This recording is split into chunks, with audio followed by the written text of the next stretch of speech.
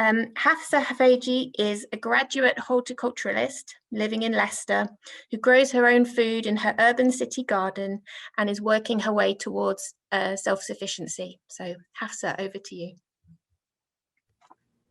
Thank you, Sarah. I'll just share my PowerPoint.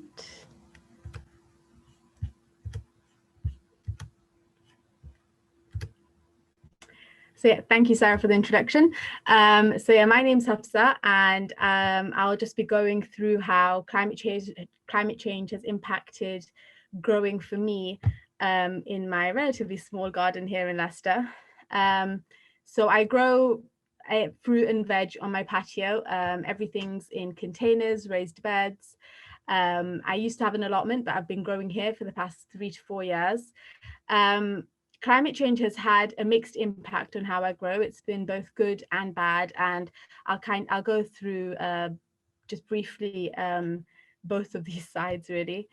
So to start off with, I'll start with the bad, and I've definitely noticed an increase in pests over the past few years. Things like aphids and slugs. So I was doing some reading, and I found that because of some years when we have much milder winters, the slugs aren't going into full dormancy, and because of that, their numbers are sometimes actually increasing over winter, which is why you might see them more in the garden, and I've definitely noticed them more. I've also noticed an increase in aphids. They're always there, but I've seen more of them, and again, the increase in heat during the summer and the carbon dioxide levels really help their population numbers flourish.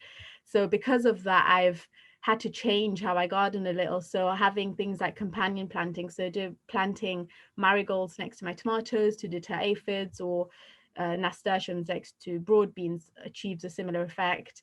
And then having sacrificial plants, which the slugs can nibble on, without getting too close to everything, all my other very like my spinach, which I want to myself. I've also seen an increase in cabbage whites, which you can see here. These are the cabbage white caterpillars. Whilst in general butterflies are in decline, it's been a bit odd to me. It could just be where I am, but over the few years, I've definitely seen an increase in cabbage white caterpillars and butterflies. They're really beautiful, but when their caterpillars just start decimating all of my veg, it's not great. They really like my mustard greens and cabbages, of course. And I was doing some research, and there was a study which put cabbage white caterpillars in different environments and found that with higher temperatures and higher levels of carbon dioxide, they again, their population really flourished, and that might be what I'm seeing in my garden too. So yeah, it's just a case of changing how I garden to adapt to these pests. But at the same time, I've got to be mindful that to have your garden be part of nature, it's going to be nibbled on, and it's going to be in some way eaten by pests and slugs and everything else. Another thing I've noticed is the effect that extreme weather has in growing. I don't have a greenhouse, so everything I grow is in the garden, in containers and pots. So years when we perhaps suddenly get a very early frost, which I'm not expecting, a lot of my crops don't get the chance to fully ripen. So here on the right hand side is a photo of there's a year where I grew a lot of tomatoes, and not many of them ripened fully, and because of that I just had a lot of green tomatoes. I was able to make green chutney, so it wasn't too bad, but it's something I keep in mind now and sow my seeds a lot earlier to take that into consideration.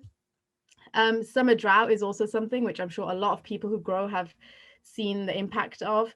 I've definitely noticed it when growing my potatoes. I grow them in containers, and if I've let them dry out for too long, I notice the change in how many I get when I actually come around to harvesting. But I grow in my gardens. It's a lot easier, well, it should be, to keep on top of watering. For people who grow in allotments, for example, it's definitely harder. So it's very dependent on people's situation. This is just some photos of some frost that I had got my strawberry flowers and the cosmos, which kind of just gave up after that. Just something else which, if I don't expect it, then yeah, it can have really bad effect on my crops. I've also seen a bit of good. So again, because I don't have a greenhouse and everything's indoors, I'm in the past few years with our much warmer summers, I'm able to increase the range of veg I grow. So things like chilies, it's become a lot easier for me to grow them. These are chilies that I've grown previously. Also things like ginger, which I would normally find a little terrifying to be able to keep, like manage and make sure it's warm enough for it. But the heat we get in the summer helps it quite a bit. So this is a pot of ginger that I was growing a few years ago. Now it's also allowed me to broaden what other veg I want to grow. So the photo of the aubergine and the okra isn't from me, but it's just examples of veg which I'm going to try growing this year now, because I'm feeling a lot more confident in the weather being on my side. The heat really helping me, I guess, in growing things like aubergine. I just put this photo of okra flower because it's really beautiful. My strawberries are very easy to grow, and you always get a really good crop of them. But it was just a few weeks where we had a lot of sun, and I got a really bumper crop of strawberries. So it's just another example of how the heat sometimes does help me quite a bit. This is a photo of a chickpea pod.